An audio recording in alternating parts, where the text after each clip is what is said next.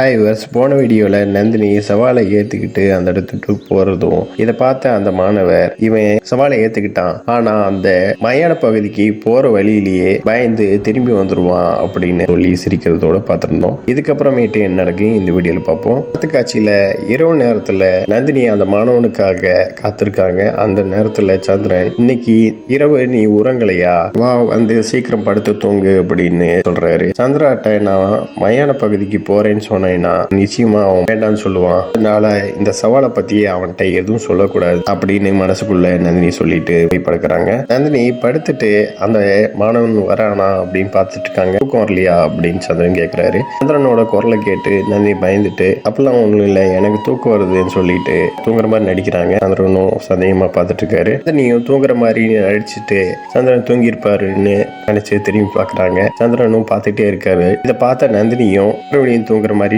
நடிக்கிறாங்க. பார்த்துட்டு மறுபடியும் தூங்க ஆரம்பிச்ச உடனே நந்தினி திரும்பி சந்திரன் தூங்க ஆரம்பிச்சிட்டாரா அப்படின்னு பார்த்த உடனே நந்தினி பண்ற ஒவ்வொரு செயலையும் பார்த்துட்டு தூங்கு அப்படின்னு மிரட்டுறாரு. கேட்ட நந்தினியும் மறுபடியும் தூங்குற மாதிரி நடிக்கிறாங்க. கொஞ்ச நேரம் கழிச்சு சந்திரன் தூங்கிடுறாரு. சந்திரன் தூங்குனது தெரிஞ்ச நந்தினி அறையை விட்டு வெளியே வராங்க. இதை பார்த்த அந்த மாணவரும், வரத்துக்கு இவ்வளவு நேரமா, சீக்கிரம் வா நம்ம போலாம் அப்படின்னு சொல்லிட்டு அந்த மாணவர் நந்தினியை கூப்பிட்டு போறாரு. அடுத்த காட்சியில வனப்பகுதி மாதிரி காட்டுறாங்க. அந்த வனப்பகுதியை தாண்டி போகும்போது ஒரு மயான பகுதி இருக்கு.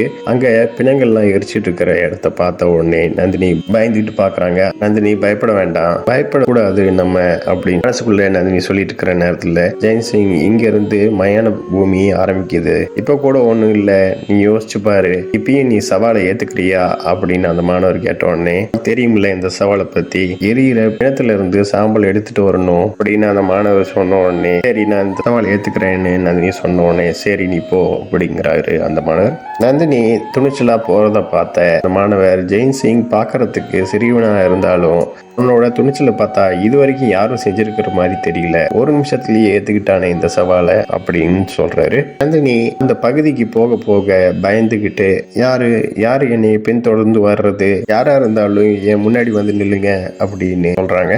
நேரத்துல நந்தினி, யாரும் இல்ல, நம்ம பயப்பட வேண்டாம், உன்னாலே இது முடியும் அப்படின்னு மனசுக்குள்ளேயே சொல்லிட்டு அந்த இடத்துக்கு போறாங்க. நேரத்துல தூக்கத்துக்கு எடுத்துக்கிட்டு யாரும் இந்த மாதிரி இடத்துக்கு வரமாட்டாங்க, இந்த மாதிரி மயான பகுதியிலாம் பேயெல்லாம் இருக்காது அப்படின்னு பயந்துகிட்டே தனுமாற்றத்தோட பேசிக்கிட்டு நந்தினி அந்த இடத்துக்கு போறாங்க. நந்தினி இதே மாதிரி பயந்துகிட்டே அந்த மயான பகுதியில இருக்கிற பிண சாம்பலை எடுத்துடுறாங்க.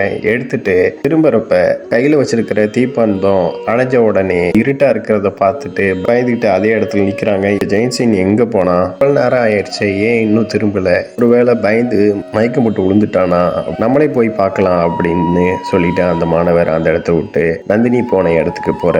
அந்த மாணவர் இடத்துக்கு வர்ற நேரத்துல நந்தினி, இப்ப இந்த இடத்த விட்டு எப்படி நான் போவேன் ஈஸ்வரா அப்படின்னு பயந்துகிட்டே எரிஞ்சுக்கிட்டு இருக்கிற இடத்துல இருந்து தீப்பந்தத்தையும் பத்த வச்சுக்கிட்டு அந்த இடத்த விட்டு போக பாக்குறாங்க. அந்த நேரத்துல அந்த மாணவரும் அங்க வந்து பாக்குறாரு. பாக்குற நேரத்துல நந்தினியோட தலப்பாக்கட்டு கீழே விழுந்து நந்தினியோட கூந்தலையும் அதே நேரத்துல பாக்குறாரு. கூந்தலை பார்த்த உடனே, இவ்வளவு பெரிய கூந்தல்னா இவன் ஒரு ஆண்மகன் கிடையாது, பகுதியில இருந்து சாம்பலை கொண்டு வந்து ஜெயசிங் என்னை ஆச்சரியப்படுத்துவான்னு நினைச்சேன், ஆனா நான் இப்ப ஆச்சரியப்படுறேன், ஆனா அதுக்கு காரணமே வேற அப்படின்னு சொல்றாரு. இதோட இந்த எபிசோட் முடியுது. நெக்ஸ்ட் எபிசோட்ல பார்க்கலாம். இந்த சேனலை சப்ஸ்கிரைப் பண்ணுங்க, அண்ட் பெல் பட்டனை பிரஸ் பண்ணுங்க, லைக் பண்ணுங்க, ஷேர் பண்ணுங்க. தேங்க்யூ.